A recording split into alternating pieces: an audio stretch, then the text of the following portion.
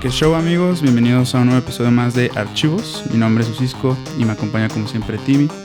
El día de hoy nos acompaña Carolina Platt, documentalista y también asesora de proyectos de no ficción, que pues también ha colaborado en distintos proyectos que se han presentado en diferentes festivales, en diferentes partes de México y del mundo, ¿no?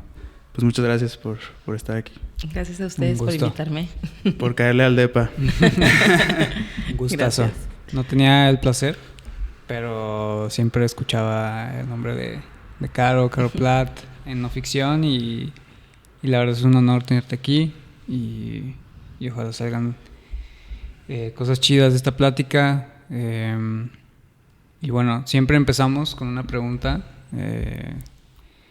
que es cómo empezó todo este show del audiovisual, del cine no ficción, cómo empezó este gusto, tus inicios, ¿no? En la universidad, cómo fue este camino para ti. El camino del cine. El camino del cine. Exacto. ¿Cómo te enamoró este mundo? Pues creo que desde muy chiquita, la verdad. Yo soy de Hermosillo, Sonora, y allá, sobre todo cuando yo crecí, pues había pocas cosas que hacer en la ciudad. Entonces mi papá era muy cinéfilo y todos los viernes saliendo del trabajo o los sábados temprano nos llevaba a Blockbuster a rentar 4 o 5 películas para el fin de semana. Entonces, pues creo que ahí inició mi gusto por las películas, y también yo tenía unas tías muy queridas que nos cuidaban a mí y a mis hermanas, y con ellas veíamos telenovelas, y las telenovelas nos encantaban. Pero creo que lo que más nos gustaba de ver la telenovela en casa de la tía es que en nuestra casa no nos dejaban ver telenovelas, y a mí lo que más me gustaba era como todo lo que se formaba de vamos a ver toda la telenovela, y se hacía de cenar y como que todos juntos veíamos. Entonces, en realidad no me acuerdo mucho de las novelas, pero sí me acuerdo como de ese momento de viernes en la noche y de hacer algo, ¿no? Entonces, creo que desde ahí, pues sí, surgió como mi amor al cine y a otras formas de reunirnos alrededor de una pantalla. Y, pues, en realidad, o sea, pensé en estudiar cine después de haber estudiado comunicación un año y de decir, creo que esto no es para mí, no es exactamente lo que yo quiero, ¿no? Y curiosamente me di un break y me fui de viaje a Chiapas, y en San Cristóbal de las Casas conocí a una chica tapatía que se llama Ceci Monroy, que sigue haciendo cine desde San Cristóbal de las Casas. Y ella nos dio hospedaje un día en su casa y me dijo, ¿por qué no estudias cine en Guadalajara? Y yo, ok, pues sí, estaría bien, ¿no? Y así, hice el examen en la UDG, quedé en la UDG, que yo no sabía que era como una cosa así medio difícil. O sea, como que a mí creo que me ayudó no tener idea de qué estaba haciendo, ¿no? Porque pues no estaba tan nerviosa, no estaba como tan presionada, porque no entendía lo que estaba haciendo. Hasta después, ya que entré, entendí que era todo un rollo entrar. Y más bien me pregunté, ¿por qué habré entrado, no? Qué raro. Qué raro, porque sí, pues digamos que mi escuela del cine no fue muy autodidacta y muy... Yo, o sea, había visto muchas películas, pero hollywoodenses, ¿no? El cine que nos gustaba en casa era el cine, pues, que llegaba a Hermosillo, que era el cine de gringo. Y en cuanto entré a la escuela, al DIS, pues ya empecé como a entender que había muchos otros tipos de cine. Claro. Y pues sí, algún nuevo cine me gustaba y otros no tanto, ¿no? Pero ahí empezó todo. Ni con los filtros, miles de filtros del DIS, no te entró así de presión. Pues es que fíjate que cuando yo, o sea, estuvo muy extraño porque esta chica Ceci me dijo, sí, mira, averigua, no sé qué me pasó, pero eran otros tiempos, chicos, no había celulares, no había internet, o sea, había muy pocas cosas como de red, no había redes y todo eso. Entonces, como que yo lo que averigüé es tal día, tal fecha, hay un examen en el Cineforo, ¿no? Y entonces yo me vine para acá con un amigo que tenía, me recibieron en su casa súper generosos sus papás, y mi amigo me llevó así de, aquí está el Cineforo, éntrale, ¿no? Entonces ya fui a hacer el examen y yo pensé que ese era el examen, que era ver una película y después de la película hacer como contestar unas preguntas. Ahí mismo nos pidieron un cuento, algo escrito.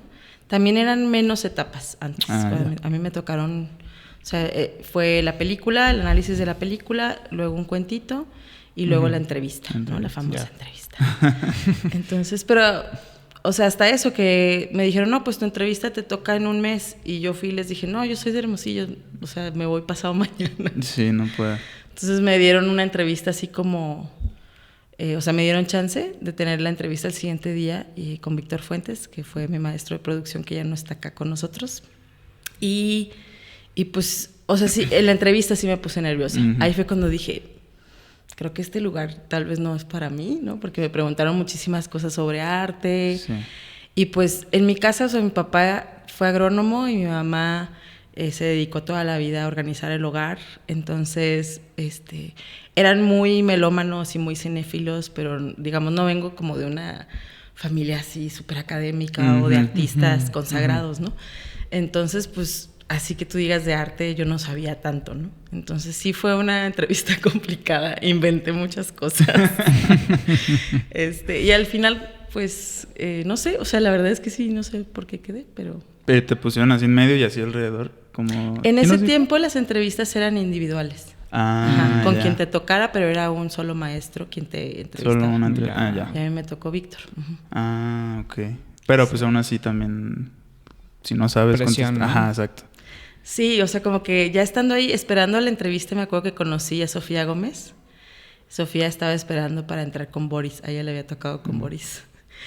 Y como que platicando con ella, me acuerdo esa primera vez, me di cuenta que era una cosa importante, ¿no? Y ya me empecé a poner nerviosa. Yo, bueno, no sé, a ver qué me preguntan, ¿no? Sí. Ya. O sea, ya desde antes de la entrevista te habías puesto nerviosa. Sí, ya había entrado medio nerviosilla. Pero creo que me ayudó mucho no saber a qué me estaba enfrentando. Pues yo creo que lo hiciste bien, ¿no? Al final... Sí. Al final sí entraste. Las mentiras. Algo por ahí vieron que dijeron, esta muchacha a lo mejor. Sí. Oye, y la parte de no ficción, ¿cómo llegó a tu vida? ¿Cómo fue que, pues sí, decidiste como este es la área, ¿no? En donde quiero ejercer más? Creo que es algo muy curioso mi historia con el documental, porque en realidad cuando tomé documental en la carrera a mí no me gustó mucho. O sea, de hecho me asustó mucho el documental y fue, yo creo que el año más difícil, en ese tiempo era un semestre, creo, y fue el semestre yo creo más complejo para mí. O sea, era muy complicado, claro, llevar las clases y al mismo tiempo hacer un documental. No pienso ahora en mis alumnos que hacemos eso en el ITESO, por ejemplo, y digo, híjole, es que es pesado, ¿no? Pero sí, yo recuerdo haber salido del semestre de documental diciendo, yo nunca voy a hacer documental, qué horror, o sea, es muy estresante, está bien difícil, no. Y cuando salgo de la carrera, mientras yo, trabajé de varias cosas, ¿no? O sea, como que yo no encontraba mucho mi lugar. De repente decía que quería ser fotógrafa, luego que quería ser guionista, luego trabajé haciendo dirección de arte, y como que no sabía muy bien por dónde. Y cuando sucede, yo dejé de trabajar en dirección de arte porque me embaracé, y entonces ya no podía chambear de eso, ¿no? Y bueno, entonces dije, bueno, ¿qué puedo hacer? Pues guión. Y entonces empecé a hacer mucho guión de ficción. Y es cuando sucede el incendio en la guardería ABC. Y yo me entero, y no crean que fue así como... Me enteré y dije, vamos a hacer un documental de esto. No, más bien me enteré y fue algo como que me pegó muchísimo. Yo tenía en ese momento pues un bebé muy chiquito que también iba a ir a guardería, ¿no? Y entonces empecé como a entrarme más bien al tema de la guardería. Y fue como un año después que me empecé a tomar en serio la idea de hacer un documental sobre eso. Y pues en realidad fue como de, pues, ok, hagamos un documental, ¿cómo le hacemos? ¿No? O sea, no saber muy bien. Y creo que ese fue como mi primer paso para decidirme a hacer documental. O sea, en realidad fue la película la que me dijo, pues tengo que ser documental y te tienes que atrever a hacer docu, ¿no? Sí, y qué bueno, porque creo que haciendo esa película, pues sí, como entendí mucho mejor el documental, ¿no? Sí. Y me enamoré también de hacer documental. Sí. Durante el proceso también, sí, ¿no? Sí, creo que todos los que hicimos esa película aprendimos mucho durante el proceso, porque solo Chopa, que fue el editor, era el único que tenía un largo antes, ¿no? Todos los demás no habíamos hecho un largo. Entonces creo que todos aprendimos mucho con esa película, como pues, ¿cómo se hace? Y entonces averiguábamos y pues pedíamos asesorías o íbamos a un taller o así. Ya. ¿Cuántos años tenían? Teníamos diferentes, o sea, Olivia y yo somos de la misma edad. Ajá. ¿Cuántos años teníamos ahí? Híjole, no me acuerdo. Empezamos 2000. Esa película empezó a formarse en el 2010. Yo tengo ahorita 43. Échenle matemáticas. Las restas. Sí. Me perdiste, güey. Ni el esfuerzo voy a hacer. Ay, la verdad no me acuerdo, yo tampoco. O sea, era 2010. Menos 13, ¿no? O sea, hace 10 años, 2015, yo tenía 33. 33. 32, 31, ok. 30, 29, 28. 28. 28. Sí. Sí está. Perdón por las matemáticas. Por algo estudiamos audiovisuales. Sí. Entonces, 28 años. Sí. Chopa es más grande, ¿no?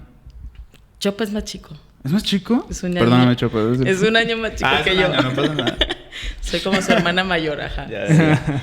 Y bueno, Odín también es más chico. Ok. ¿Quién más trabajó ahí? Pues Sofía Gómez es un año más chica que yo también. Lorena Padilla sí era un poco más grande. ¿Y quién más trabajó ahí? Pues tuvimos varios productores que estuvieron en cada etapa acompañándonos. Sí. O sea, como que entraban y se tenían que ir. Pero Blanca Álvarez, Alex Briceño, Lorena Padilla, ¿no? Pero sí, o sea, nadie teníamos un largo. Entonces sí fue aprender mucho así en el camino, ¿no? Sí.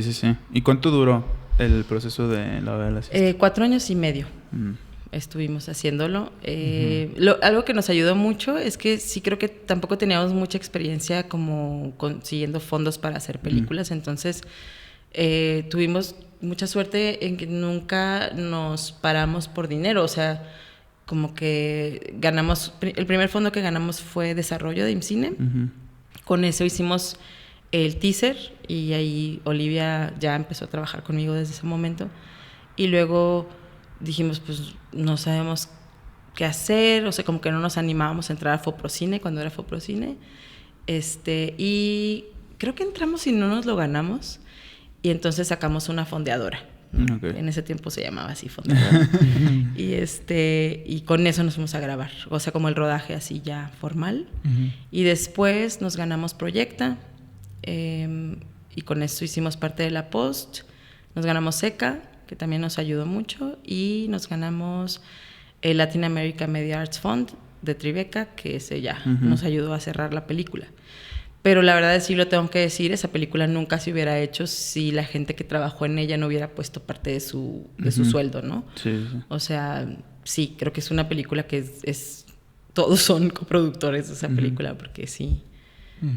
O sea, todos cobramos, pero no lo que deberíamos de cobrar, ¿no? O sea, lo otro lo invirtieron en la película para que pudiéramos... Que no se detuviera, porque sí sabíamos que era una película que tenía cierta vigencia según sentíamos en ese momento, ¿no? Como, bueno, ya llegamos a grabar 3 años después de la tragedia, entonces como que si nos tardábamos más sentíamos que el tema se iba a diluir, ¿no? Sí, yo cuando lo vi, la verdad es que me impactó mucho justo ahí en la clase. Un documental muy bonito y también muy personal, ¿no? Desde tu perspectiva. Entonces, también preguntarte sobre cómo fue el contacto con las familias, también desde tu lado personal, ya ves que con tu bebé, no sé, cómo decidiste direccionar la película y pues al producto final, ¿no? ¿Qué quedó? Pues sí, fue todo un viaje, ¿no? Porque creo que mientras hacía la película empecé a ver muchas películas documentales distintas, o sea, distintas de lo que yo pensaba que era el documental. Mis amigos, mis amigas me decían, ve esto y aquello, ¿no? Me sirvió mucho ir a distintos talleres. Tomé un taller con Everardo González, otro con Lucía Gajá, otro con Paula Markovich, y cada taller que tomaba como que me recomendaban referencias, me daban ideas, y entonces eso me revolucionaba un poco la cabeza. Y la película inició queriendo ser una película como de denuncia, muy del estilo como periodístico, ¿no? Como documental periodístico. Y como siguiendo lo que hacía el movimiento 5 de junio, el movimiento social de los papás. Pero fue evolucionando, o sea, como con estos cuestionamientos que me hacían en los talleres y que me hacían mis compañeros y compañeras, como que yo decía, ok, ¿cuál es realmente la película que yo puedo hacer y que yo quiero hacer, ¿no? Sobre este tema. Y entonces fui entendiendo que mis cuestionamientos sobre el tema no eran por ahí, sino que eran más personales, ¿no? Sin embargo, no queríamos dejar de lado totalmente la denuncia, entonces como que intentamos todo el tiempo en la película que esté latente pues ese coraje, esa indignación, pero que no sea la emoción en primer plano, digámoslo así, ¿no? Queríamos que la emoción en primer plano fuera como el sentirse cerca de cómo es vivir un duelo como el que estaban viviendo en ese momento las familias, porque pensábamos que era importante retratar y dejar registro de las consecuencias que esa tragedia dejó en lo íntimo, ¿no? En lo familiar. Entonces, pero sí, digo, ahorita lo digo así como muy como, sí, muy resuelto, sí. Pero nos tomó un gran rato como entender realmente cuál era la película que nosotros estábamos haciendo, ¿no? Sí, sobre todo cuando es un tema pues muy conocido, con muchas aristas, con muchos ángulos. Tuvimos que renunciar a muchas películas para hacer la película que hicimos, ¿no? Sí. Sobre todo también como en lo difícil complicado de las familias, ¿no? Su situación. Y también, bueno, como preguntarte cómo fue este acercamiento que tuviste con las familias, pues para que se sintieran de una forma lo más a gusto, ¿no? O sea, que los retrates. Y sí, un trato pues digno, ¿no? A las familias. Sí, creo que lo más difícil del acercamiento con las familias fue dar el primer paso, ¿no? Ese primer paso fue complicado porque cómo elegir, ¿no? O sea, cómo elegir qué familia y por qué y así. Y yo me guié mucho por mi intuición, o sea, a ver a quién me gustaría conocer, ¿no? Y entonces primero fueron 5 familias las que trabajamos en la carpeta de IMCINE, y luego ya, en realidad, a mí me daba mucha pena acercarme. O sea, como que yo decía, ¿por qué yo le voy a pedir a una familia que está pasando por esto que metamos una cámara en su casa? Y como que de alguna manera, no me sentía lista, hasta que conocí a Abraham. O sea, el primero que me atreví a hablarle fue a Abraham Fraijo, y le escribí por Facebook y le dije así de, hola, soy de Hermosillo, creo que tenemos varias cosas en común, me gustaría conocerte, y él vino a Guadalajara y nos conocimos.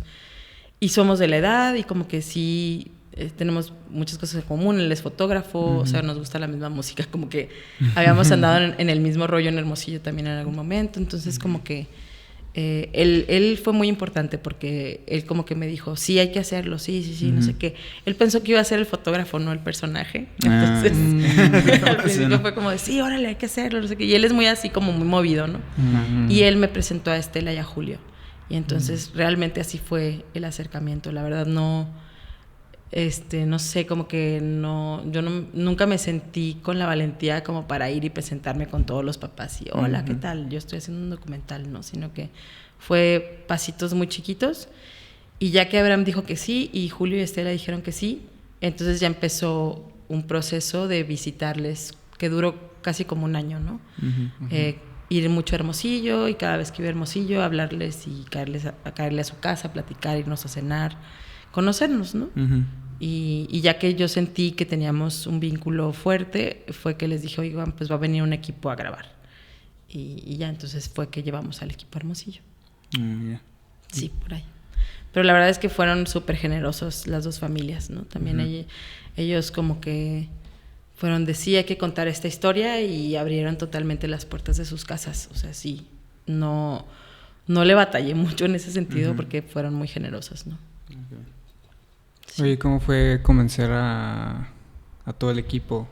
Ya ves que nos dijiste que hubo varios sacrificios, ¿no? Y para hacer la peli. Sí. ¿Cómo fue ese proceso de convencerlos? O desde un inicio, pues ellos también ya estaban muy dentro del proyecto. Pues sí, ¿cómo fue ese proceso? Porque bueno, obviamente una película pues sin sin toda la gente que estuvo ahí, como tú dices, posiblemente no habría salido igual. Sí, exacto. Claro. Entonces, sí. ¿Cómo fue? Pues creo que tuve la suerte de tener en ese momento amigos y amigas también muy generosos y muy generosas, pero que también se comprometieron muy rápido con el tema, ¿no? O sea, como que yo les dije, quiero hacer una película sobre esto, no sé todavía bien de qué se trata, pero como platicarles más o menos de qué iba. Sofía Gómez me dijo, pues yo escribo el guión contigo, ¿no? Con ella fue con quien tuve también mucho, con ella y Olivia creo que fue con quien tuve más acercamiento al inicio, ¿no? Y creo que por un lado era que son personas como a las que les importan este tipo de temas, y entonces se comprometieron muy, muy pronto con los papás, ¿no? Con contar la historia de los papás. Pero también creo que había una parte que les interesaba hacer un largo. O sea, también era una parte de... Como que eso nos tocaba en ese momento, saliendo de la escuela, ¿no? Como que todos queríamos hacer un largo y ver cómo era, ¿no? Sí. Entonces creo que eso también les llamó, como, pues vamos a aventarnos a hacer un largometraje. Pero creo que esas dos cosas fueron, ¿no? Sí, pues como tú dices, ¿no? Llevaban como... Pues sí, el mismo proceso, las mismas edades. Yo creo que también es muy importante, ¿no? También tener pues amistades, ¿no? Y más que nada colegas que te sigan el paso también en la industria. Sí, también creo que son personas que les gusta mucho el cine, ¿no? Entonces como que también creo que se intrigaron mucho por cómo contamos esto, ¿no? Y entonces, pues sí, no sé, la verdad es que no sé si no me acuerdo, porque ya fue hace rato, pero fue como muy, muy fácil el hecho de decir, sí, vamos a hacerlo, ¿no? Claro. Creo que el departamento que sufrió más cambios y más caídas y vueltas y así venidas fue el departamento de producción, ¿no? Yeah. Ahí sí de repente era como de, ya nos quedamos sin producción otra vez, ¿quién le entra, no? Y buscar quién entraba y quién seguía, ¿no? Pero sí se pudo al final. Sí. Y siento que es como muy común, ¿no? Con las personas que han venido, que nos dicen que cuando quieren hacer un proyecto, sus amigos son los primeros en unirse y pues literal es como sale el proyecto adelante. Sí. Y creo que eso está muy padre. Sí, pues sí, justo como decíamos, generar esta comunidad, comunidades pequeñas o lo que sea, como para sacar proyectos adelante. Porque pues sí, uno nunca lo saca sola. Sí es muy importante tener una red también de apoyo y también compartir distintas, o sea, tener afinidades, ¿no? De temas. En tu caso pues te siguieron. Y ahora que comentas lo de producción, ¿cómo fue que llevaron esas como dificultades de perder gente en ese departamento que pues, es muy importante, ¿no? O sea, producción... Sí. Sin producción, pues ahora sí que estamos... No hay peli. No hay peli, perdidos, ¿no? Casi. Sí. ¿Cómo fue ese proceso? Si en algún momento tú dijiste, no, la peli tiene que parar, vamos a hacer una pausa larga. ¿Cómo fue eso? Híjole, es que siento que el departamento de producción ha sido muy incomprendido por muchos años, ¿no? Y sobre todo desde la parte de dirección. O sea, como que creo que desde dirección se entendió muy mal qué hacía el productor y qué hacía la productora, y muchas veces se piensa como de, necesito a alguien que me haga los Exceles y el presupuesto y la ruta crítica, y eso es, tú encárgate de eso que es todo lo aburrido y estresante de hacer una película, y yo me encargo de lo creativo, ¿no? Y está mal. O sea, en realidad yo tenía esa idea cuando empecé La Hora de la Siesta y estaba totalmente mal, ¿no? Entonces ahora tengo otra concepción de lo que hace producción, y creo que eso también fue un aprendizaje, ¿no? Sí, o sea, fue como vivir esas pérdidas y como decir, bueno, pues Blanca ya no puede... Que Blanca, la verdad, o sea, estuvo en la parte del desarrollo, pero impulsó un montón la película. Ella le puso el nombre. La Hora de la Siesta es un título de Blanca Álvarez. Y luego como que, ya ni me acuerdo por qué, pero ya no pudo estar. Y entró Alex, ¿no? Que Alex era ya mi amigo. O sea, yo había vivido con él, éramos súper compas en ese momento. Y Alex como que dijo, pues lo hacemos, o sea, a ver cómo no. Pero siento que había esta idea como que producción, o sea, el productor ayudaba a hacer la película, ¿no? Y nos faltaba como este aprendizaje de la película también es de producción, ¿no? Y todos compartimos esto. Entonces, no solo con producción, o sea, creo que en las escuelas luego se encumbra mucho la figura de dirección y entonces es como si todos los demás le ayudaran a hacer la película a esa persona, ¿no? Y eso me parece fatal, o sea, como que creo que es algo que no es real y que entre más rápido lo erradicamos mejor, ¿no? Porque cuando uno hace dirección, pues sí, entiendo que cuando tú escribiste la película y esta onda del cine de autor, ¿no? O sea, lo entiendo muy bien, pero como tú decías ahorita, o sea, la película no se arma sin los demás. Entonces, sí tiene que haber un momento en donde ya se entienda que esa es la película de todes, ¿no? No solo de quien está en dirección.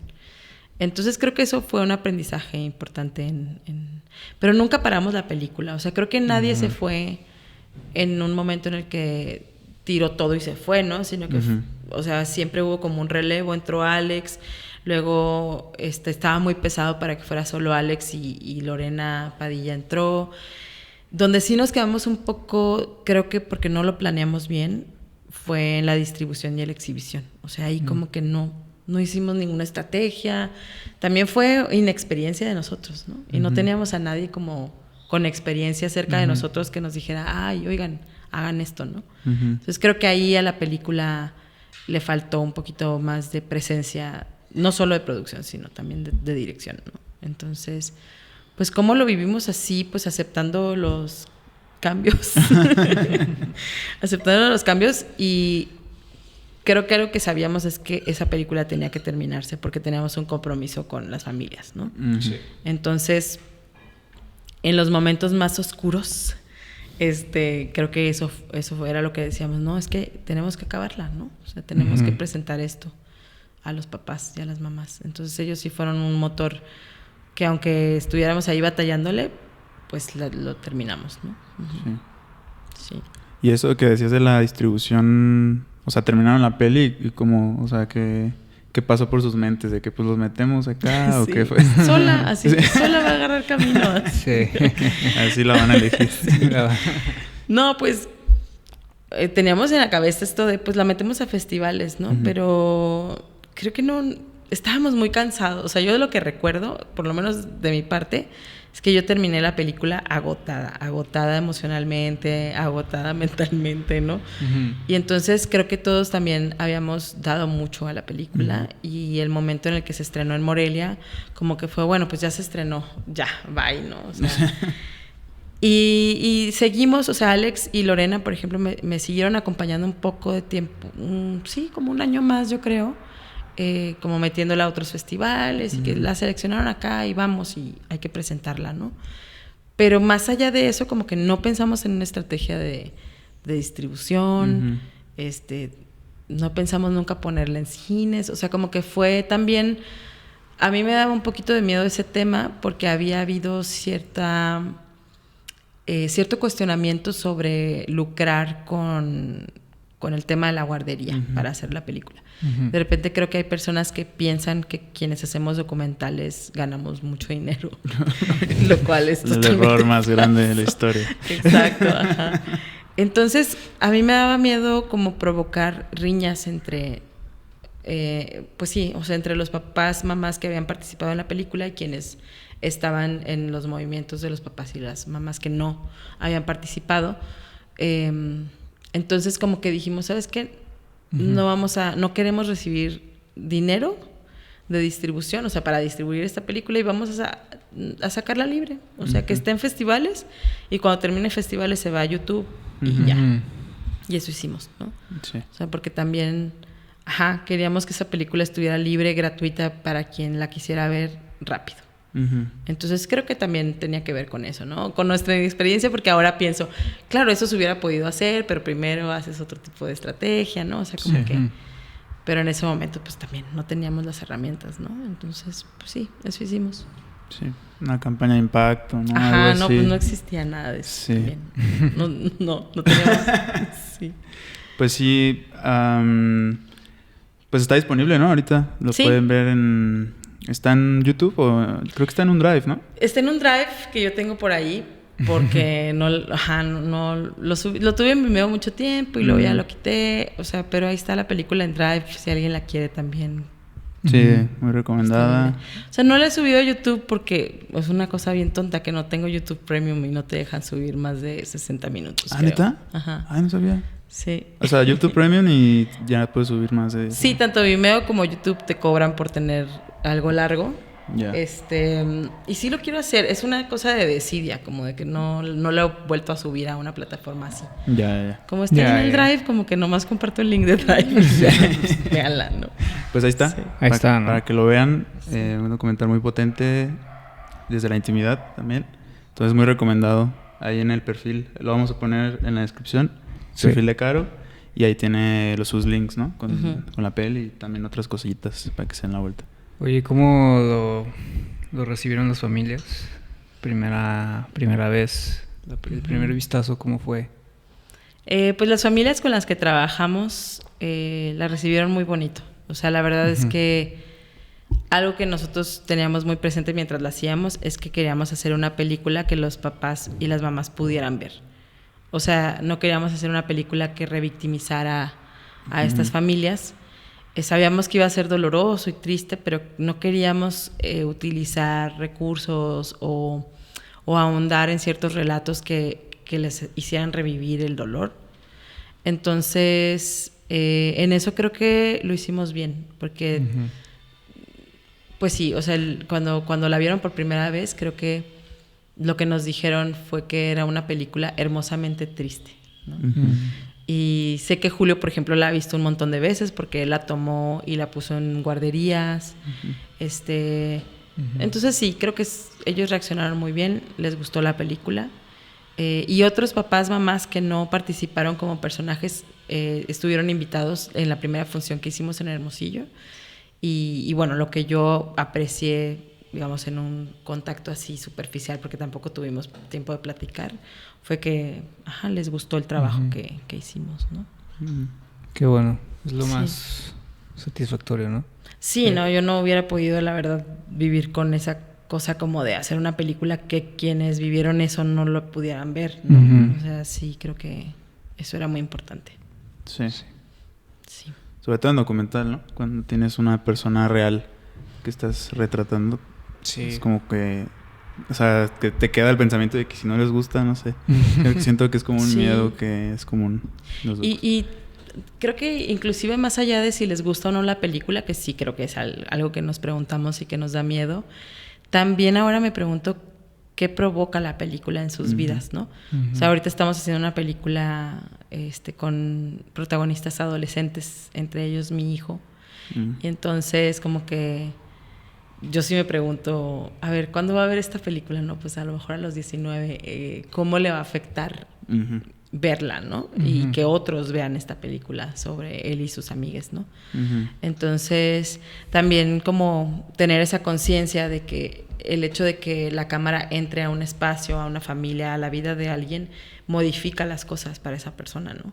Y también ya luego ver la película y que otras personas le conozcan a esa persona por la película, le cambia de muchas maneras la vida, ¿no? Entonces sí creo que tenemos que tener mucha conciencia y ser responsables de no soltar ese proceso, ¿no? Porque pues nosotros lo provocamos, ¿no? Entonces sí, no es cualquier cosa. Exacto, no tan a la ligera, ¿no? Sí. Sí, pues es que sí es un impacto en la vida de esas personas que están retratando. Y pues sí llevarlo, como dices, ¿no? Con esa responsabilidad de... Pues lo que estoy haciendo va a impactar. Y también no solo a esa persona, pues puede ser, no sé, su mamá, no sé. Claro. Sus familiares cercanos, familias. hermanos, hermanas. Y ahí es donde... pues te entra esa... más miedo, yo creo, incluso, ¿no? Como de retratar a alguien o una historia de alguien. Pues porque tienes ese peso también. Sí, eso es algo que pasa en el documental, que nosotros no tanto. No tanto, o casi nada. Sí. ¿Qué otros factores piensas que como que ayudan a ese entendimiento, pues, de comprender bien al personaje, ¿no? Investigación, acercamiento, que es muy importante, ¿no? En el documental. ¿Qué otros factores tú utilizas en la no ficción como para, pues, tener una amplitud en el tema o en el personaje que vas a retratar?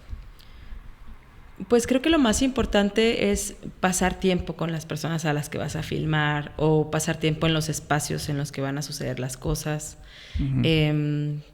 Creo que sí hay un momento en la película donde conceptualizamos, imaginamos mucho, ¿no? A veces hasta inventamos cosas para poder sostener la idea el suficiente tiempo como para llegar a producirla, pero que siempre hay que tener un pie en nuestra imaginación y en lo que estamos imaginando de forma creativa, y el otro pie en la convivencia con el personaje, ¿no? O sea, sí creo que eso es muy importante, no solo para que la película termine siendo una película honesta y termine siendo la película que tiene que ser, sino también por la relación que tú construyes con esas personas, ¿no? O sea, como para guardar una ética ahí importante. Entonces, creo que eso, o sea, como entender que si queremos hacer documental, vamos a tener que pasar mucho tiempo con la persona a la que vamos a filmar, ¿no? No es nada más como de ir, llegar, grabar y vámonos, sino que es abrir una relación, o sea, es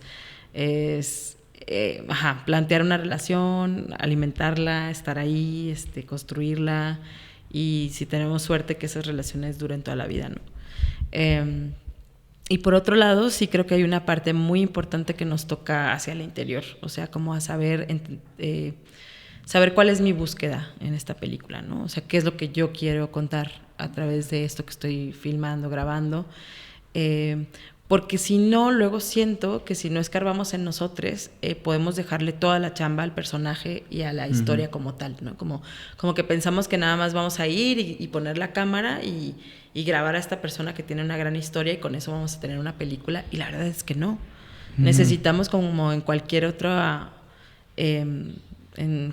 arte, entender cuál es nuestro punto de vista y qué es lo que nosotros queremos contar de eso, y eso significa realmente mucho cuestionamiento y mucho como conocernos, ¿no? Y por eso me gusta mucho hacer documental, o sea, siento que con cada proyecto, no solo el propio, sino por ejemplo con los que asesoro o con los que acompaño, a fuerzas me cuestiono un montón sobre mí misma y me conozco un poquito más con cada proyecto, ¿no?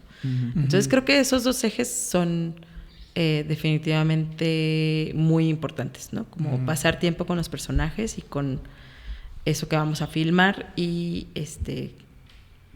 echarse un clavado hacia adentro de por qué estamos haciendo lo que estamos haciendo, ¿no?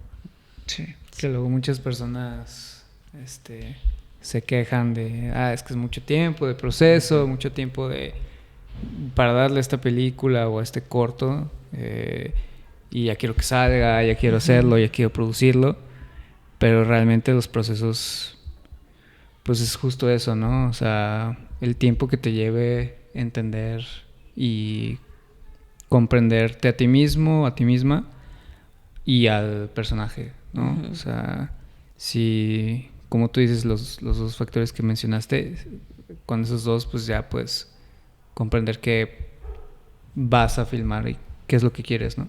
Claro. Y es muy importante, pues sí, comprender el proceso, ¿no? No solo, pues apurarse, ¿no? Y no es algo como tan sistemático de tanto tiempo. Pues es lo que lleve, ¿no? Básicamente.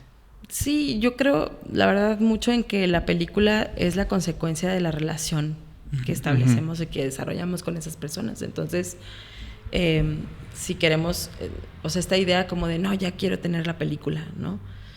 Pues ok, igual y sí puede salir una película, pero eso que no construiste en la relación se va a notar en la película, ¿no? Va a quedar en la película. Entonces, pues depende de qué películas quieras hacer, qué tipo de cine quieras hacer, y también, digo, depende de los procesos, porque así los procesos escolares, por ejemplo, pues son cortos, ¿no? Es como tienes que ser un corto y tiene que salir en 4 meses. Y entonces, quienes guiamos esos procesos intentamos que sea lo más consciente en ese sentido, como de la relación que establecen, pero es complicado, ¿no? Es complejo construirlo en tan poco tiempo. Y también están como estos procesos de los retos, ¿no? Como de, en 100 horas arma un documental. Pero creo que, claro que es posible, pero hasta cierta capa, ¿no? O sea, como que en 100 horas, claro que puedes construir un docu, pero te quedas en cierta capa y no vas a ir como, a lo mejor hasta el fondo, como irías con un largo o con un corto, ¿no? Al que le dedicas más tiempo. Entonces también es entender en qué proceso estás haciendo tu documental y qué tipo de película te interesa hacer, ¿no? Sí, claro. Sí. Y esto que, ahorita que mencionaste de las asesorías, o sea, ¿cuándo fue que empezaste también a dar clase, también involucrarte con los proyectos de otras personas, ¿no? Ayudándolos a que salgan adelante también. Pues la verdad es que empecé a dar clases por necesidad.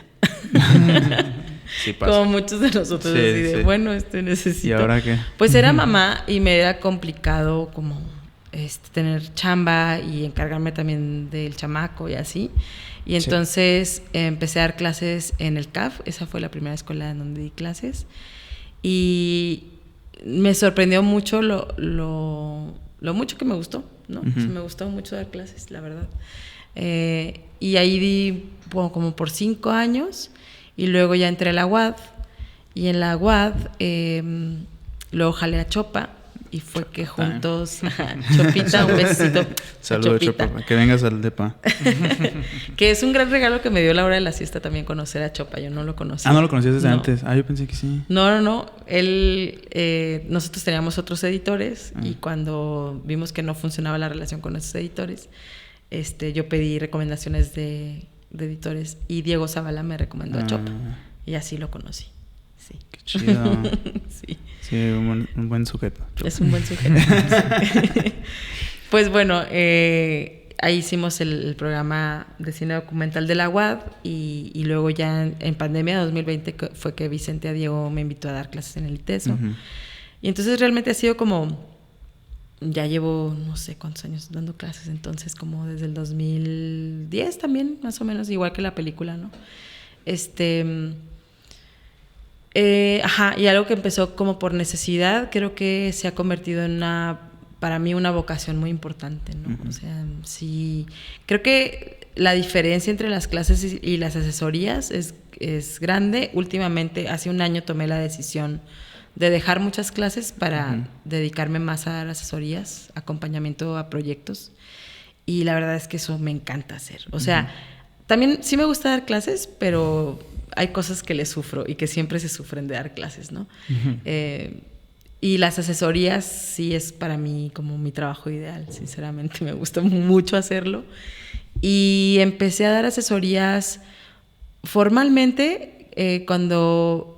A la par empezamos Residencia Zanate, que ahorita no ha existido en los últimos años, pero que es un gran espacio del Festival Zanate. Chopa me invita y me dice, oye, ¿qué tal que damos asesorías acá, no? Y fue un espacio muy bonito. Y luego desde DocsMX me empiezan a invitar a ser tutora o asesora de plataforma. Y entonces como que dije, oye, esto me gusta mucho hacerlo, ¿por qué me limito solo a hacerlo en estos 2 momentos cuando me invitan, sino que podría yo hacerlo en general? Y entonces, empecé así a ofrecer asesorías de forma independiente, ya, digamos, de manera formal hace 2 años, ¿no? Y ya ha ido ahí creciendo un poquito más pues sí, como esa labor, ¿no? Esa labor. Muy importante también para todos los proyectos que llegas a tocar, ¿no? Y también para preguntarte, ¿no? Relacionado a eso, como ¿cuál ves tú que es como la tendencia en los proyectos, ¿no? De que se están haciendo hoy en día? ¿Cuál crees que es como la necesidad ahora de contar una historia, ¿no? Del documental, de la no ficción. Sí, en plan así como para llevar la conversación a la actualidad de la no ficción en México. Entonces, como preguntarte eso, ¿no? ¿Cómo ves estas temáticas que se están abordando hoy en día en relación a los proyectos que te ha tocado tallerear? Pues creo que el cine documental ahorita en nuestro país está en un momento increíble, la verdad. O sea, sí creo que a mí me encanta la ficción, pero creo que el cine documental en específico ahorita está en un gran momento en México. Creo que muchos cineastas han encontrado en el cine documental mucha libertad para experimentar, explorar con el lenguaje, ¿no? Entonces yo veo mucho eso, o sea, como que siento que el documental en los últimos años se ha despojado de muchas limitaciones que se le habían impuesto en términos de narrativa, por ejemplo, o inclusive temáticas, ¿no? O de forma. Y entonces eso ha abierto los procesos y de una forma muy bonita. Y veo a muchas personas, como empujando el lenguaje como para ver de qué manera se pueden contar las historias de estos personajes o de estos espacios o de estos eventos de la mejor manera, ¿no? Entonces, creo que también, aunque los esfuerzos de descentralización, digamos, desde el IMCINE o desde diferentes lugares, de repente les hace falta más empuje, ¿no? Sobre todo de manera gubernamental. O sea, creo que la descentralización como concepto, ¿no? Que empezó mucho en el 2019, sí ha ido avanzando. O sea, sí se está haciendo cine desde otros estados y sobre todo cine documental. Y eso está enriqueciendo mucho el cine mexicano en general, ¿no? O sea, sí era muy urgente que se empezaran a contar las historias desde los lugares donde suceden las historias, ¿no?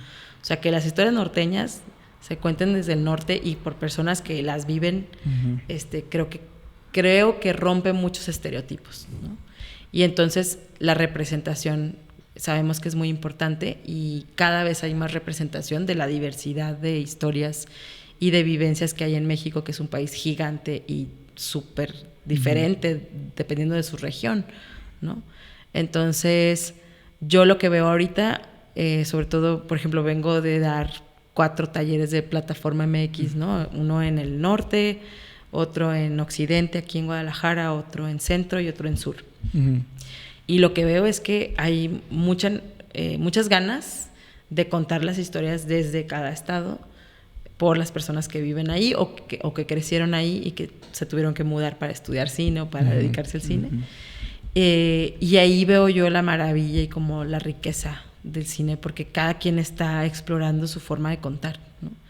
Y creo que es algo que está muy rico y que no hay que homogeneizar. O sea, lo que yo creo que es muy importante ahorita es que dejemos de pensar a la industria de Ciudad de México o a la forma en la que se hacen películas en la Ciudad de México como la única forma o la forma más valiosa o más, digamos, respetable o profesional de hacer las cosas, ¿no? Y abracemos la manera en la que producimos y la manera en la que contamos nuestras historias desde los estados, porque creo que ahí también se pueden encontrar muchas riquezas en nuestras distintas maneras de contar, ¿no? Y lo digo también, por ejemplo, con las historias desde comunidades o de pueblos originarios, ¿no? Creo que si empezamos a imponer la forma industrial de hacer cine, si es que existe una forma industrial en México de hacer cine, a esta nueva generación de cineastas de pueblos originarios que es increíble, nos vamos a perder de mucho, ¿no? De mucha riqueza. O sea, como que respetando cómo quiere contar cada quien y cómo quiere explorar el lenguaje cinematográfico cada estado o cada comunidad o cada pueblo, creo que ganaremos todos en el sentido de que el cine será mucho más rico, ¿no? Y más interesante. Sí. Entonces yo ahorita veo como que está eso súper latente. Sí. Sí, sobre todo también eso que mencionas, ¿no? Gente de ese lugar contando historias de ese lugar que les son familiares, ¿no? Y por algo quieren contar esas historias, sobre todo de pueblos originarios. A mí la peli esta, ¿cómo se llama? Mamá de Shun. De Shun, esa peli me acuerdo que estuvo en Zanate, ¿no? Y estuvo muy padre. Ahí lo vi por primera vez. Y ahí pues lo sigo en redes y como que está fomentando mucho, ¿no? La producción de documental. Es de Chiapas, ¿no? Me parece. Sí. Allá en Chiapas. Entonces como que siento que sí, justo descentralizar, ¿no? Porque justo como que él fomenta esto de hacer cine con lo que tienes, ¿no? Y desde un cine como más de comunidad. Creo que acá en Ciudad de México, incluso acá también en Guadalajara, estamos un poco cerca. Pues sí, como que sí se busca mucho esto de producciones más grandes, ¿no? Con presupuestos así más, pues sí, altos, cosas así. Creo que lo bonito del documental también es como esta cercanía, ¿no? Que se puede con el cine desde diferentes áreas, desde el lenguaje, justo, ¿no? Como poder estar innovando y buscando nuevas formas de contar una historia. Y creo que eso también es lo más valioso del docu, siento yo, pues. Sí, claro, o sea, está chido si quieres hacer películas así de grandes, ¿no? Sí.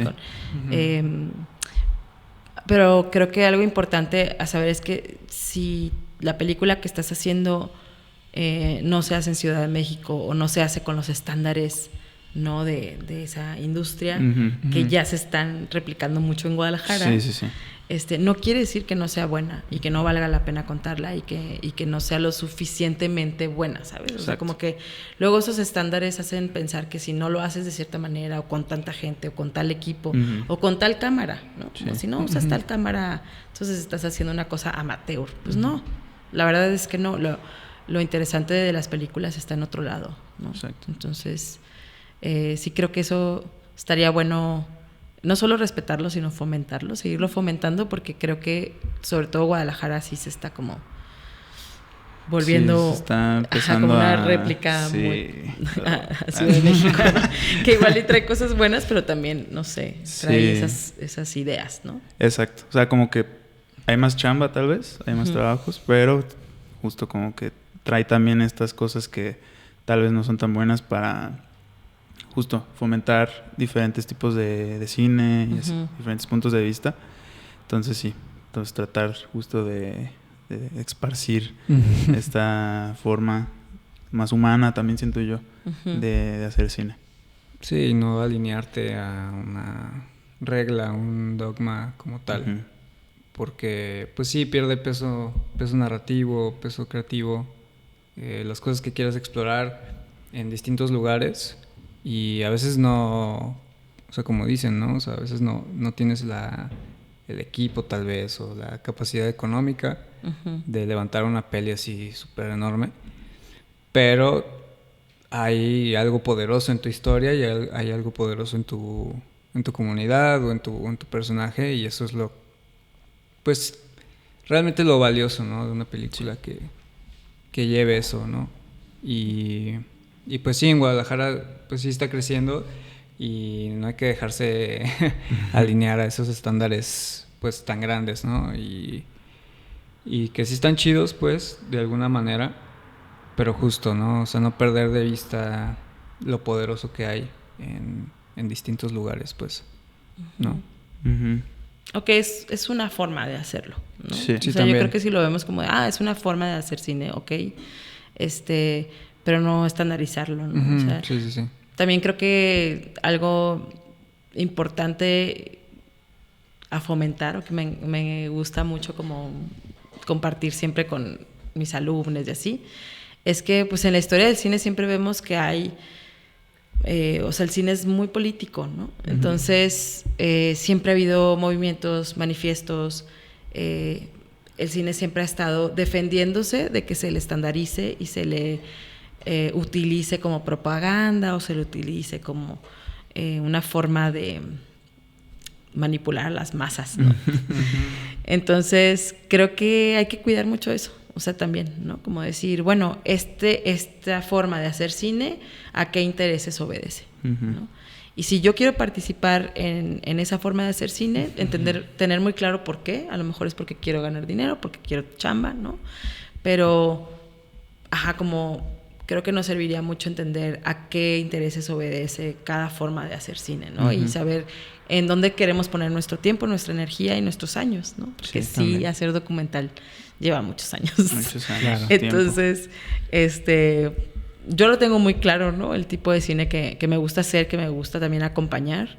Y para mí sí es un cine que va, que siempre se va a manifestar como a favor de eso, de la disidencia, de la diferencia, de la no estandarización de nuestras historias y de nuestros personajes, ¿no?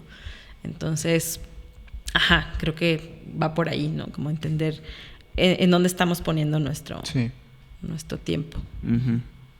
Sí, porque a final de cuentas, pues, el hacer cine documental o también de ficción, pues es utilizar tu voz, ¿no? Utilizar tu voz y utilizar la voz de tu equipo. Y pues es feo que te quiten eso, pues, ¿no? O que te digan cómo utilizar tu voz, pues también no es...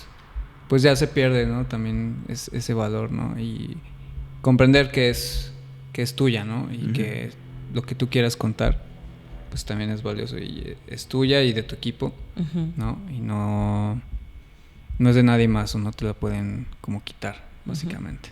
Sí. O como decías, ¿no? Que la vean como algo menos. Ajá, porque claro. no cumple... Que no se ve así 4K, ¿sabes? Sí. Que entonces no está tan chido. Entonces eso pues también no está tan cool. Claro. No, pues hay películas técnicamente así pristinas que no te hacen sentir absolutamente nada, ¿no? 90% de Netflix está así. Sí. La neta. Sí. Pero sí. También para preguntarte como las temáticas, ¿no? Que se están buscando. O sea, sé que son como ahora sí de gente de las ciudades contando historias de su ciudad, ¿no? O de personas de la ciudad, de ahí. Pero, o sea, como, no sé si hay algo ahorita como una tendencia, ¿no? En algunos temas que se están queriendo contar, ¿no? En no ficción. Sí, o sea, sobre todo creo que nos damos cuenta en Plataforma MX, que son estos talleres regionales de Docs MX, que les mando también un besote porque así, sí. Para mí son quienes están resistiendo así a la descentralización, ¿no? Sí. Y ahí hemos visto que sí hay ciertos temas que están muy presentes. La migración sigue muy presente, ahora de diferentes formas, ¿no? O sea, como que veo que están contando historias de migración, chicos, chicas que sus padres migraron, ¿no? Y que a lo mejor ellos o ellas migraron ya con papeles, pero su familia se fragmentó, ¿no? Y tienen tíos y tías allá en Estados Unidos y tíos y tías acá. Y es la migración a Estados Unidos, pero también hay muchas historias de migración entre los estados por el trabajo, ¿no? O sobre todo por el trabajo. Y son interesantes porque, son historias no solo de migración, sino cómo el desplazamiento también, cómo influye en su vida, en su día a día, ¿no? Hay muchas historias también de recuperación de memoria familiar. Y a través de la recuperación de la memoria familiar también recuperar la memoria de comunidades, ¿no? De comunidades más amplias, ¿no? Eso también está muy presente. Y curiosamente hay como mucha exploración con el autorreferencial. O sea, hay muchas películas ahorita que van hacia... Creo que lo vivimos desde la pandemia. O sea, en la pandemia hubo un boom de películas autorreferenciales porque pues no podíamos salir a grabar a las otras personas. Entonces como que ahí volteamos la cámara, ¿no? Muchas personas. Yo la verdad es que me encanta el autorreferencial. Creo que es un género dentro del documental muy criticado, pero yo lo defiendo. Lo defiendo porque Truffaut lo defendía. No, porque creo que es una forma de hacer documental muy interesante, ¿no? Y que todavía le faltan, creo yo, muchas cosas que explorar, pero y lo defiendo porque siento que muchas de las personas que se atreven a hacer autorreferencial de pronto son muy cuestionadas, ¿no? Y ay, qué egocéntrico o qué ombliguista, dicen luego. Y es como, pues, tenemos muchos cineastas antes que hicieron autorreferencial increíble, ¿no? Y no fue por egocentristas ni ombliguistas, era simplemente la forma en la que encontraban cómo contar sus historias, ¿no? Sí. Entonces sí hay autorreferencial. ¿Qué otro tema está presente? Pues lamentablemente el tema de las desapariciones forzadas todavía sigue muy presente, y algo que he notado ahí es que, digamos, ya no son las historias de ir a contar la búsqueda, ¿no? Como de acompañar a las madres buscadoras a buscar, sino que creo que por lo que he observado en estas historias hay un agotamiento también de la búsqueda, ¿no? Entonces, ahora, por ejemplo, se están abordando con una complejidad como de qué están haciendo las familias que ya llevan mucho tiempo buscando y que a lo mejor ciertos miembros de la familia decidieron dejar de buscar para poder vivir su duelo. Como estas complejidades que trae el tiempo, ¿no? Sí. Tanto tiempo con esta problemática ya está generando como otros temas que tratar dentro de la misma problemática de la desaparición forzada, ¿no? Entonces eso todavía está muy presente. Creo que esos temas, migración, como la recuperación de la memoria y las desapariciones forzadas todavía están muy presentes. Sí. ¿Y has sentido como un cambio en relación como a antes, ¿no? Hace, no sé, cuando empezaste a hacer documental, como con esos temas? Porque, o sea, como temas de la violencia, migración también, sí se ha replicado. Tal vez desde tu perspectiva, ¿no? Pero no sé cómo lo has visto tú, ¿no? En relación como con estos años que han pasado, cómo van cambiando también la perspectiva de hacer cine, ¿no? Lo que yo he notado este año es que estamos buscando otras formas de contarnos esos dolores. Por ejemplo, me encontré con varios proyectos que están utilizando la ciencia ficción para hablar, por ejemplo, de cómo se vivió la violencia de la guerra contra el narco, o para comparar esta sensación de que no sabes qué pasa con una persona a la que desaparecen con las abducciones alienígenas, por ejemplo, ¿no? Ahora en plataforma conocimos un proyecto que habla de cómo una chica que busca a su hermana quiere hacer una ley que proteja a mujeres que buscan a mujeres.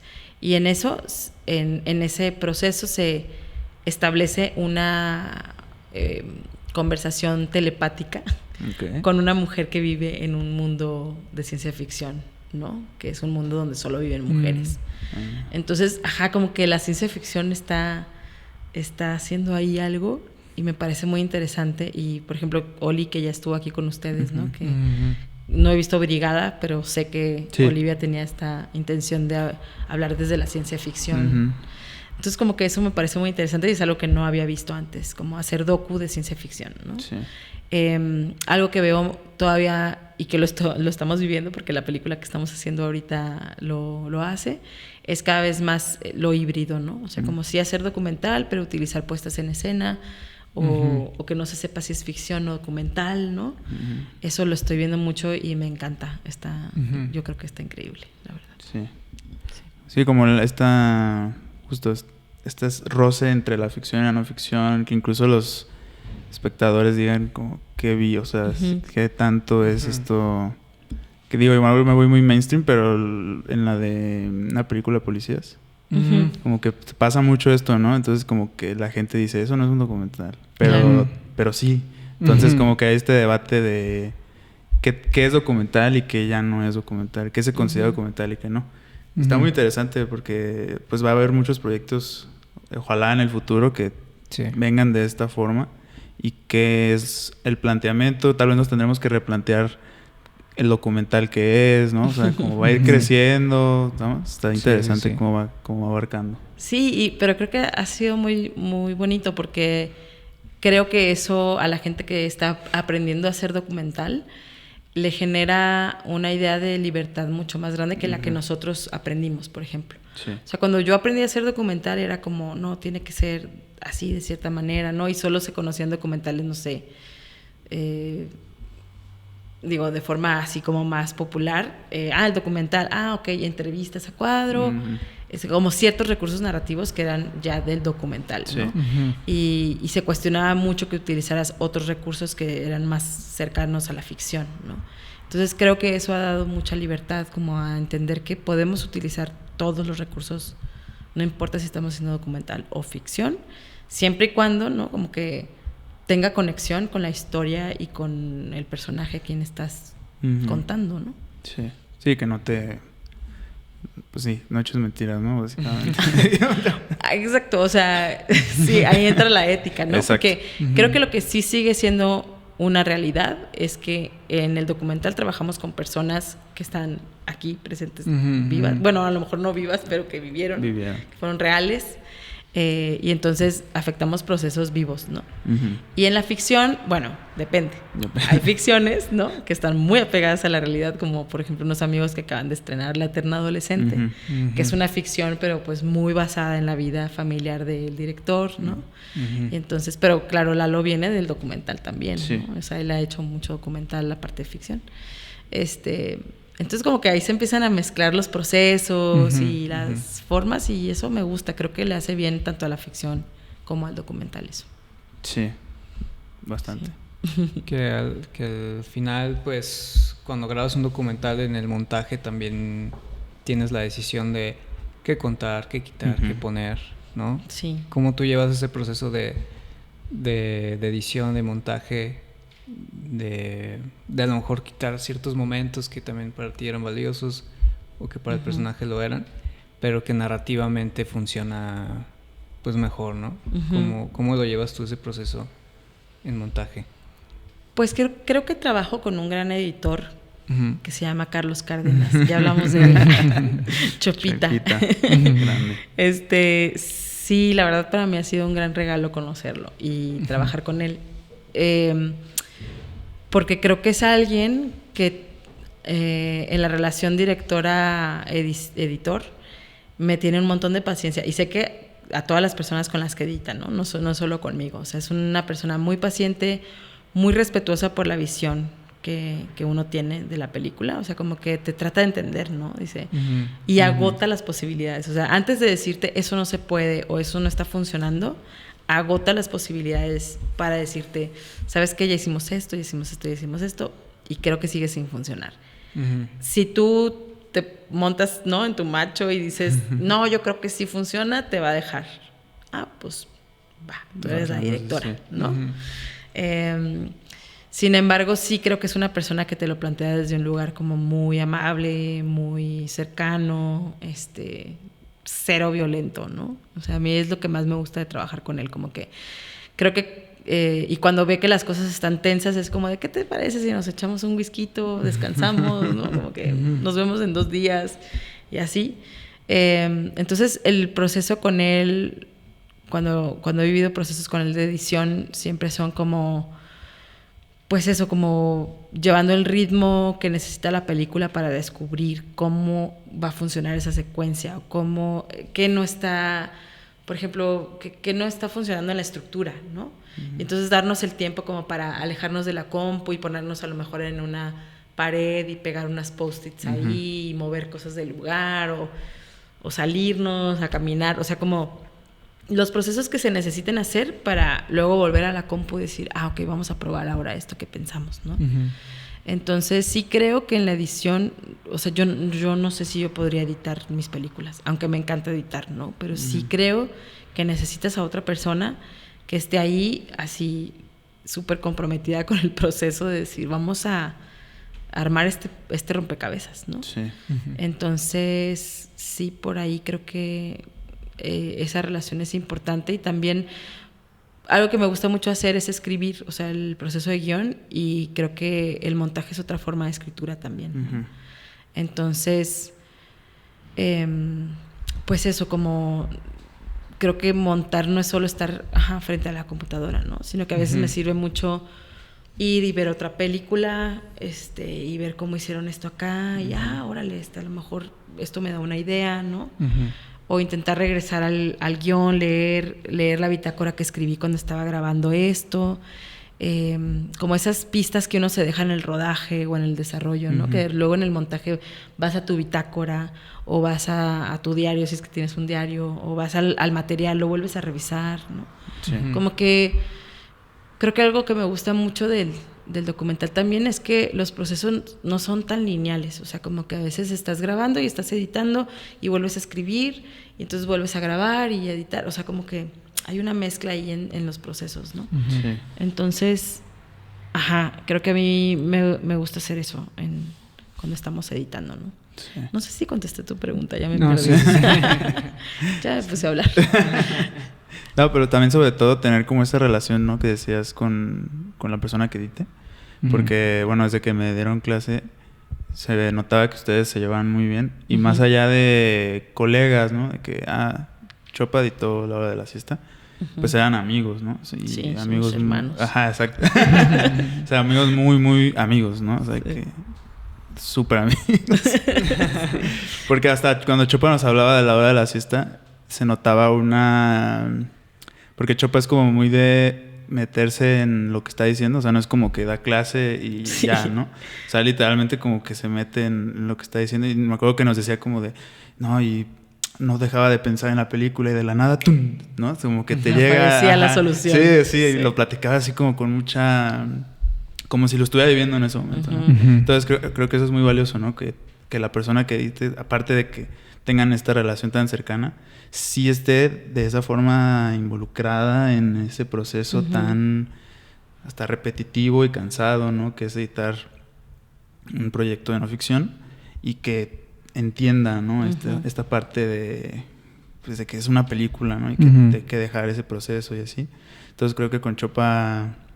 Pues no he conocido a alguien así, ¿no? De que igual de clavado. Sí, conocemos muchos editores y así, pero así como Chopa no me ha tocado ver a alguien, ¿no? O sea, como que se involucre de esa forma muy emocional. Sí. Yo creo sí, que sí, es como la... Es que creo que le fascina su trabajo, ¿no? Sí. Y creo que sí trabaja pues en películas que le importan un montón. Entonces sí es así. Totalmente, o sea, creo que él nunca deja de pensar en las películas, ¿no? Sí. Está así haciendo sus cosas y taca, hasta que encuentra la solución, exacto, ¿no? Y sí, a mí eso me daba mucha confianza, porque yo sabía que no era una persona a quien yo tenía que ver de 2 a 6 y que me iba a sentar con él en la isla de edición y que iba a ser un operador, exacto, o que me iba a decir, pues probé esto, ¿no? Y ya, ¿no? O sea, sabía que él iba hasta las últimas consecuencias, ¿no? A probar todo lo que se pudiera para que la película se contara de la mejor manera. Entonces, y sí, hemos tenido nuestras discusiones. En la hora de la siesta tuvimos una gran discusión por un plano, ¿no? Que él quería dejar y yo no. Al final yo lo quité y él así de, voy a sacar mi corte de editor. ¿No? Pero hay otras cosas que yo cedí y que él dejó, ¿no? Entonces, como que también es una negociación a veces ay, bueno, pues sí, hagámoslo como tú dices, ¿no? Como tú piensas y... pero ya eran cosas de gusto, o sea, como de un plano, ¿no? Y así. Pero sí solemos estar muy de acuerdo.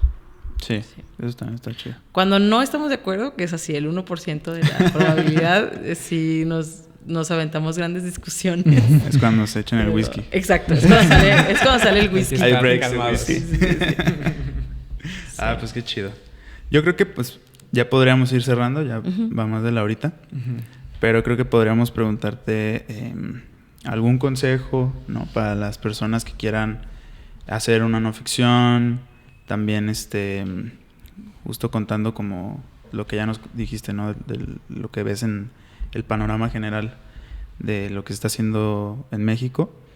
Sí, justo. Consejo para alguien que quiera hacer una peli, que le dé miedo, que no sepa qué hacer. ¿Qué dice Caro Plat? Yo digo que se avienten. Yo digo que se avienten con la conciencia de que es algo que les va a requerir tiempo, que es algo que les va a obligar como a cuestionarse un montón de cosas. El documental es una forma de hacer cine que todo el tiempo te lleva a la incertidumbre y como a la duda y a perderse. Entonces yo sí les digo mucho, no tengan miedo de perderse, ¿no? O sea, piérdanse, pero con la gente adecuada alrededor. Déjense migajitas así como Hansel y Gretel para volver a casa, ¿no? Pero eso, o sea, como creo que el documental sí es hacerlo sin prisa. Yo recomendaría también como no pensar mientras estás haciendo la película en festivales o en ¿a dónde me va a llevar esta película? A mí como creador o creadora. No piensen en eso ahorita, piensen en la película, ¿no? Lo más importante es la película, siempre. Después vemos si queda en un festival, ¿no? Y se hacen las estrategias de exhibición y de distribución que le toquen, pero creo que como déjense llevar por la película. Y un consejo que me dio a mí Boris, que fue el director de la Escuela de Cine por mucho tiempo de la UDG. Yo no me llevaba tan bien con él, pero me dio un gran consejo cuando yo hice La Hora de la Siesta. Fui a pedir su consejo porque lo admiraba mucho, aunque nos peleábamos mucho. Y él me dijo... Tienes que entender que de aquí a que termines esta película tú vas a desayunar, comer, cenar, dormir, bañarte, ir al cine, caminar pensando en la película, ¿no? Y yo le dije así como de, ay, qué exagerado este señor, ¿no? Y creo que es real. O sea, creo que sí, por eso el acompañarte de un equipo lo más pronto que puedas, o el llevar, por ejemplo, una asesoría o alguien que te acompañe, ¿no? Porque sí luego... eso se puede volver muy solitario y como pesado, porque sí es que todo el tiempo estás pensando en la película, ¿no? Entonces, eso, ármense, o sea, propongan a un grupo de amigos, amigas hacer esta película con ustedes. Prepárense para el tiempo que lleve la película, que ese sea el tiempo. No se apresuren, no piensen en qué van a ganar con esa película, sino piensen siempre en cuál es el camino que esta película necesita para hacerse de la mejor manera. Y bueno, creo que sí es importante estar como al pendiente de qué convocatorias, qué posibilidades hay, no solo federal, sino estatal. Por ejemplo, qué podemos conseguir este año para poder trabajar de una manera menos precaria, ¿no? Sí. O sea, como sí estar al pendiente de dónde pueden meter el proyecto para que no les sea tan pesado en ese sentido avanzar, porque sí creo que podemos tener muchas ganas, podemos estar súper comprometidos con la película, pero la realidad es que necesitamos apoyo, ¿no? Entonces, sí, aplicar a todo. Y ser muy resistentes con los nos, ¿no?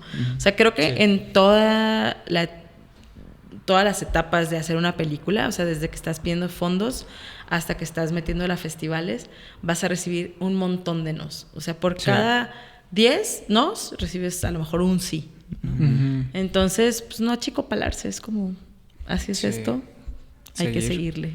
Hay que seguirle. Sí. Pues qué buen consejo.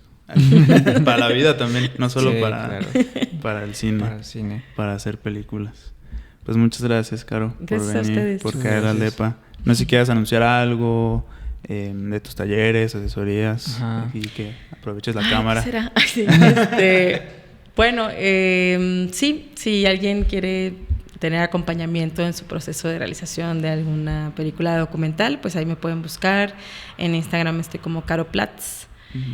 Y creo que es el único lugar donde me pueden encontrar. Ya no tengo Twitter, ya me fui de ahí. Qué bueno, qué bueno. Sí, de Twitter. Hay que dejar ya no aguante.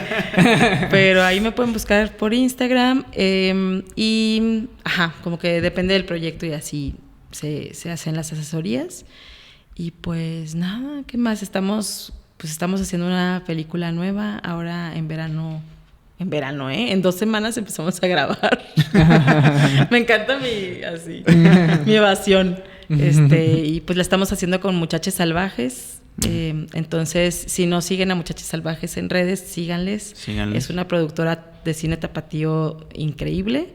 Ahorita están con La Eterna Adolescente. El año pasado estrenaron Mi Pecho Está Lleno de Centellas, que es un largometraje documental también muy, muy hermoso. Entonces, pues ahí que pongan atención a Muchachas Salvajes para que vean cómo vamos con Vimos Pasar el Cometa, que es mi segundo largo documental. Wow, qué chido. Chopalo Baita. Sí, de hecho sí. Chopita va a estar ahí. Grande. También editó La Eterna Adolescente, ¿no? Sí, también editó La Eterna Adolescente y Las Flores de la Noche, que también es de Muchachas Salvajes. Pues sigan la página, estén atentas a lo que estén publicando y los updates, ¿no? Del nuevo largo. Sí. Pues un honor tenerte aquí y platicar contigo. La verdad es que es un privilegio que estés acá y no se pierdan las asesorías si tienen algún proyecto. Sí. Aquí está. Estén pendientes a las redes de Caro. Muchas gracias, chicos. Pues nos vemos en el siguiente y gracias por escucharnos y pues compártanlo. Nunca decimos, pero compártanlo. Compártanlo mucho. Y suscríbanse, por favor. Suscríbanse. Anuncio. Nos vemos. Muchas gracias, nos vemos en el siguiente.